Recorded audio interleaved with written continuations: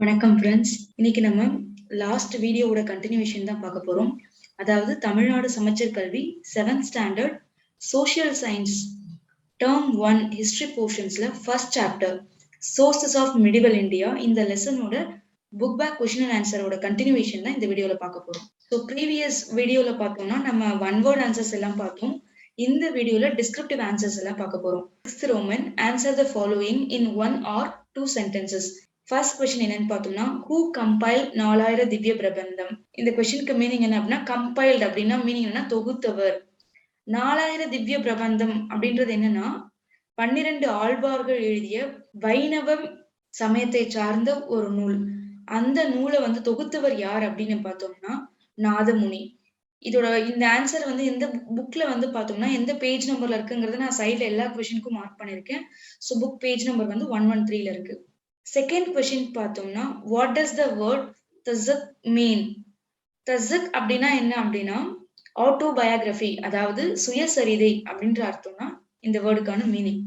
Third question பார்த்தோம்னா name Jahangir's memoir.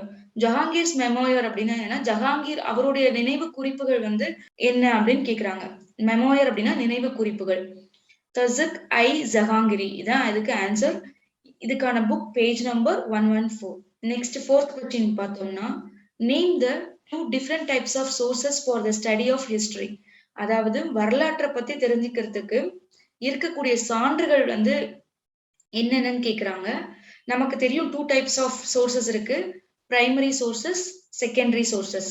அடுத்து fifth question பார்த்தோம்னா list of the important mosque and forts constructed during the medieval times. அதாவது இடைக்காலத்துல கட்டப்பட்ட மசூதிகள் மற்றும் கோட்டைகள் பத்தி நம்ம கேக்குறாங்க. இம்பார்ட்டன்டான மசூதிகள் மற்றும் கோட்டைகள் கேக்குறாங்க. இதுக்கு நமக்கு புக் பேஜ் நம்பர் எங்க இருக்குன்னா 112ல இருக்கு. இம்பார்ட்டன்டான மசூதிகள் என்னென்ன அப்படின்னு மாஸ்க் என்னென்ன மாஸ்க் அப்படின்னு பார்த்தோம்னா ஆக்சுவலா நிறைய மாஸ்க் பார்த்தோம்னா இன்னும் நேரம் டெல்லி எல்லாம் பில்ட் பண்ணாங்க. அதுல டெல்லியில இருக்கிற மாஸ்க் மட்டும் பார்த்தோம்னா குவாத்துல் இஸ்லாம் மஸ்ஜித் இது ஒரு 1, மாத்கி மஸ்ஜித் 2, ஜம்மா மஸ்ஜித் 3, ஃபதேபூர் சிக்ரி தர்கா 4. இந்த 4 மாஸ்க் பார்த்தோம்னா இன்னும் நேரம் டெல்லியில இருக்கு. அண்ட் சார்மினார் நம்ம எல்லாருக்குமே தெரியும் ஹைதராபாத்ல இருக்கு. நெக்ஸ்ட் பார்த்தோம்னா கொஸ்டினோட கண்டினியூஷன்ல ஃபோர்ட்ஸ் நமக்கு கேட்டிருந்தாங்க. ஃபோர்ட்ஸ்னா கோட்டைகள் எங்கெங்க இம்பார்ட்டன்டான ஃபோர்ட்ஸ் பில்ட் பண்ணாங்க அப்படின்னு பார்த்தோம்னா Agra fort, Chittor fort, Gwalior fort and Delhi red fort. அது மட்டும் இல்லாம தௌலதாபாத் அவுரங்காபாத்ல இருக்க தௌலதாபாத் ஃபோர்ட் அண்ட் ஃபிரோஸ் ஷா கோட்லா. இந்த ஃபிரோஸ் ஷா கோட்லா எங்க இருக்குன்னு பார்த்தோம்னா டெல்லியில இருக்கு. இந்த தௌலதாபாத் அப்படின்ற இந்த பிளேஸ் எங்க இருக்குன்னு பார்த்தோம்னா இந்த அவுரங்காபாத் ஃபோர்ட் பார்த்தோம்னா மகாராஷ்டிரால இருக்கு. நெக்ஸ்ட் கொஸ்டின் சிக்ஸ்த் கொஸ்டின் பார்த்தோம்னா mention the important foreign travellers who visited India during the medieval period. அதாவது இடைக்காலத்தில் இந்தியாவிற்கு அயல்நாட்டு பயணிகள் பத்தி உனக்கு குறிப்பெழுத சொல்றாங்க. அப்ப இதுல நம்ம எல்லாரோட நேம்ஸும் அவங்க ரிலேட்டடான இம்பார்ட்டன்ட் ஃபேக்ட்ஸும் மென்ஷன் பண்ணணும்.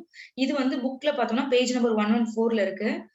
சோ ஃபர்ஸ்ட் விசிட்டர் யார் அப்படின்னு பார்த்தோம்னா மார்க்கோ போலோ. இவர் பார்த்தோம்னா ஒரு வெனிஸ் நாட்டுல இருந்து நமக்கு வந்தவர். இவர் எந்த கிங்டம் விசிட் பண்ணாரு அப்படின்னு பார்த்தோம்னா பாண்டிய கிங்டம். நம்ம தமிழ்நாட்டுல இருக்கக்கூடிய பாண்டிய கிங்டம் விசிட் பண்ணாரு. என்ன டைம்ல அப்படின்னு பார்த்தோம்னா 13th century. He is from Venice. Marco Polo வெனிஸ்ல இருந்து வந்தாரு. வெனிஸ் எங்க இருக்குன்னா இட்டாலியில.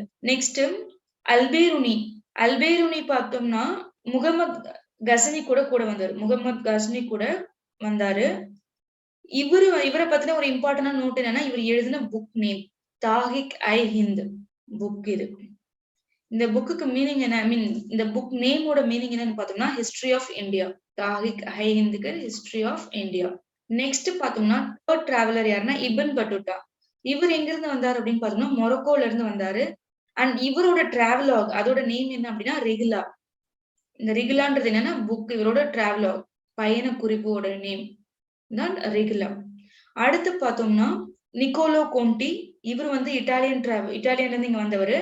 அப்துல் ரசாக் இவர் பார்த்தோம்னா ஹெராத் அப்படின்ற ப்ரொவின்ஸ், அதாவது சென்ட்ரல் ஏஷியால இருக்கக்கூடிய ஹெராத் அப்படின்ற ப்ரொவின்ஸ்ல இருந்து இங்க வந்தவர். நெக்ஸ்ட் சிக்ஸ்த் பார்த்தோம்னா டொமிங்கோ பேஸ். இவர் போர்ச்சுகீஸ் டிராவலர். சோ இந்த 3 பேரை ஏன் நான் கிரீன் கலர்ல ஹைலைட் பண்ணிருக்கேன் அப்படின்னு பார்த்தோம்னா இந்த 3 பேரும் விஜயநகர எம்பையரை விசிட் பண்ணாங்க. 3 பேருமே விஜயநகர எம்பையரை வெவ்வேறு டைம் பீரியட்ல விசிட் பண்ணாங்க. அந்த டைம் பீரியட் நம்ம பார்க்கலாம். சோ நிக்கோலோ கோண்டி என்ன டைம் பீரியட்ல வந்தார் அப்படின்னு பார்த்தோம்னா 1420. அப்துல் ரசாக் பார்த்தோம்னா 1443 அண்ட் டொமிங்கோ பேஸ் வந்து பார்த்தோம்னா 1522. ஸோ இந்த 3 இயர்ஸ்ல தான் இவங்க 3 பேரும் விஜயநகர எம்பையரை விசிட் பண்ணாங்க. நெக்ஸ்ட் 7th ரோமன், இது வந்து descriptive answer. Answer the following. First question என்னன்னா, describe the different types of coins introduced by the rulers of Delhi Sultan. அதாவது டெல்லி சுல்தான்கள் காலகட்டத்துல அவங்க இன்ட்ரோடியூஸ் பண்ணப்பட்ட, அவங்களால் அறிமுகப்படுத்தப்பட்ட நாணயங்கள் பற்றி நம்ம எழுத சொல்றாங்க இந்த கொஸ்டினுக்கு ஆன்சர். இது வந்து நம்ம புக்ல எங்க இருக்குன்னா பேஜ் நம்பர் 112. அதாவது நாணயங்கள் அப்படின்னு அந்த புக்ல கொடுத்திருக்காங்க. இந்த போர்ஷன் நம்ம வந்து பாயிண்ட் அவுட் பண்ணி எழுதினா போதும், லிஸ்ட் பண்ணி எழுதணும்னா. ஸோ ஃபர்ஸ்ட் பாயிண்ட் என்ன அப்படின்னு பார்த்தோம்னா, அந்த நாணயங்கள், அதாவது காயின்ஸ்ல இருக்க பிக்சர் இருக்கு பாத்தீங்களா, பிக்சர் ஆன் த காயின்ஸ் நமக்கு என்ன கன்வே பண்ணுது அப்படின்னு பார்த்தோம்னா, நேம்ஸ் ஆஃப் கிங்ஸ், கிங்ஸோட நேம் வித் யுவர் டைட்டில்ஸ், அவங்களோட டைட்டில்ஸ் ஏதாச்சும் இருந்துச்சுன்னா பட்டங்கள் அப்படின்னு சொல்லுவாங்களா அது. அண்ட் போர்ட்ரேட்ஸ்னா அவங்களோட உருவப்படங்கள்.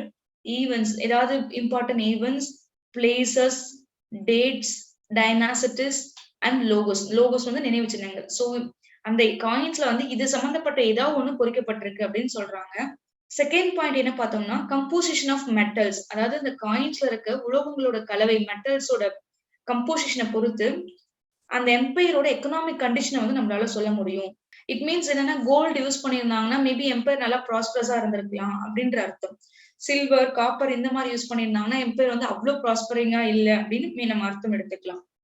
அடுத்து பார்த்தோம்னா தேர்ட் பாயிண்ட், இந்த காயின்ஸ்ல இன்னும் வேற என்னெல்லாம் பொறிக்கப்பட்டிருந்துச்சு அப்படின்னு பார்த்தோம்னா, கிங்ஸோட achievements like conquest, military conquest, படையெடுப்புகள், டெரிட்டோரியல் எக்ஸ்பான்ஷன், ட்ரேட் லிங்க்ஸ், அவங்களோட வணிக தொடர்புகள், ரிலீஜியஸ் ஃபெய்த், அதாவது சமயம் சார்ந்த நம்பிக்கைகள், இது எல்லாமே வந்து அந்த நாணயங்கள் மூலமா நம்மளால தெரிஞ்சுக்க முடிஞ்சது. நெக்ஸ்ட் பார்த்தோம்னா, இதுல இம்பார்ட்டன்ட் நாணயங்கள் அப்படின்னு வந்துட்டாலே நம்ம இம்பார்ட்டன்டா கோட் பண்ண வேண்டிய, ஹைலைட் பண்ண வேண்டிய நேம் யாருன்னா முகமது கோரி. ஏன் அப்படின்னா, இவர் வந்து தோ ஹி இஸ் a முஸ்லிம், அவர் முஸ்லிமா இருந்தாலும் அவருடைய நாணயங்கள்ல வந்து பார்த்தோம்னா ஹிந்து காடஸ் ஆன லக்ஷ்மியோட உருவத்தை வந்து பதிச்சிருந்தாரு. அந்த நாணயத்துல தன்னோட பேரையும் அதுல வந்து இன்ஸ்கிரைப் பண்ணியிருந்தாரு. சோ அதனாலதான் முகமது கோரி வந்து ரொம்ப இம்பார்ட்டன்ட். சோ இவரோட இந்த ஆக்டிவிட்டி மூலமா இவர் என்ன சொல்றாங்கன்னா, he is a Turkish invader, right? டர்க்கில இருந்து இந்தியாவுக்கு வந்தவர். Though he is Muslim but he is liberal towards all religion, அதாவது மத்த சமயங்களுக்கும் அவர் வந்து முக்கியத்துவம் கொடுத்தார், தாராளத்தன்மையா நடந்துக்கிட்டார் அப்படின்னு சொல்றாங்க. அடுத்து பார்த்தோம்னா சிக்ஸ்த் பாயிண்ட், காப்பர் ஜெட்டல்ஸ் அப்படின்றத பார்த்தோம்னா, இது ஒரு வகையான நாணயங்கள். இது வந்து நம்ம வந்து டெல்லி சுல்தான் பீரியட் பத்தி தெரிஞ்சுக்கிறதுக்கு நமக்கு அவைலபிளா இருக்கக்கூடிய ஒரு இம்பார்ட்டன்டான சோர்ஸ். அப்ப ஒரு ஜிட்டல், அதாவது ஜிட்டல், ஒரு காப்பர் ஜிட்டல் வந்து எவ்வளவு, அதை எப்படி நம்ம வெயிட் பண்ணலாம் அப்படின்னா 3.6 கிரெயின்ஸ் ஆஃப் சில்வர். 1 ஜிட்டல் வந்து பார்த்தோம்னா is equal to 3.6 grains. 48 jitals, அப்ப 48 ஜிட்டல்ஸ் வந்து சேர்ந்தா அது என்னன்னு சொல்றோம் அப்படின்னா is equal to 1 silver டாங்கா. Next பார்த்தோம்னா, இந்த சில்வர் டாங்கா அப்படின்றத வந்து யார் இன்ட்ரோடியூஸ் பண்ணாங்க அப்படின்னா இல்துட்மிஷ். அடுத்து அலாவுதீன் கில்ஜியோட கோல்டு காயின்ஸ். அப்ப அலாவுதீன் கில்ஜி டைம் பீரியட்ல கோல்டு காயின்ஸ் இருந்தது அப்படின்னா, கோல்டு வந்து ஒரு வேல்யூ உள்ள ஒரு மெட்டல். சோ கோல்டு காயின்ஸ் இவரோட பீரியட் இருக்கிறதுனா இப்ப எக்கனாமி வந்து ரொம்ப ப்ராஸ்பரிங்கா இருந்திருக்கு அப்படின்னு சொல்லலாம் அலாவுதீன் கில்ஜி டைம் பீரியட்ல. And then Muhammad bin Tughlaq time பீரியட்ல பார்த்தோம்னா காப்பர் டோக்கன் கரன்சி இன்ட்ரோடியூஸ் பண்ணிருக்காங்க. அப்ப காப்பர் கரன்சிங்கும் போது எம்பையர் வந்து பார்த்தோம்னா லெஸ் ப்ராஸ்பரிங் அப்படின்னு சொல்லலாம். சோ இதுதான் இந்த கொஸ்டினுக்கான ஆன்சர். நெக்ஸ்ட் பார்த்தோம்னா 8th ரோமன் ஆன்சர் கிரிட். இது வந்து ஒன் வேர்ட் கொஸ்டின் மாதிரி இருக்கும். இதுல இருக்க கொஸ்டின் கேன்சல் பண்ணலாம். ஃபர்ஸ்ட் கொஸ்டின் பார்த்தோம்னா, dash was a courtier of Emperor Aurangzeb. Courtier அப்படின்னா இதுக்கு என்னன்னா அரசவை அறிஞர் அப்படின்னு அர்த்தம். அதாவது அவுரங்கசீப்போட அரசவையில இருந்து அறிஞர் பெயர் கேக்குறாங்க. அது யார் அப்படின்னா Khafi Khan. Next, Thiruvalangadu copper plates belong to. இந்த திருவாலங்காடு செப்பேடு வந்து யார் காலத்தை சார்ந்தது அப்படின்றதுதான் இது கொஸ்டின். யாருடைய காலத்தை சார்ந்தது அப்படின்னா ராஜேந்திர சோழா 1. தேர்ட் கொஸ்டின் பார்த்தோம்னா, dash was the land for the maintenance of the school. அதாவது கல்வி கூடங்களை பராமரிப்பதற்காக ஒதுக்கப்பட்ட அந்த நிலத்திற்கு வந்து பேர் என்ன அப்படின்னா சாலபோகா. ஆன்சர் வந்து சாலபோகா. ஃபோர்த் கொஸ்டின் பார்த்தோம்னா, டேஷ் கம்பைல்டு பெரிய புராணம். அதாவது பெரிய புராணம் அப்படின்ற நூலை தொகுத்தவர் யார் அப்படின்னு பார்த்தோம்னா சேக்கிலா. அஞ்சாவது கொஸ்டின் பார்த்தோம்னா, dash is an Arabic word meaning history. So ஒரு அரபிக் வேர்டோட மீனிங் ஹிஸ்டரி, அந்த அரபிக் வேர்டு என்னன்னு கேக்குறாங்க. ஆன்சர் என்னன்னா தாரிக் ஆர் தாஹிக். இதான் இதுக்கான ஆன்சர். 6th கொஸ்டின் பார்த்தோம்னா Muhammad bin Tughlaq transferred his capital from Delhi to dash in the south. So Muhammad bin Tughlaq time பீரியட்ல பார்த்தோம்னா கேபிட்டல் வந்து டிரான்ஸ்ஃபர் பண்றாங்க டெல்லியில இருந்து சவுத்துக்கு.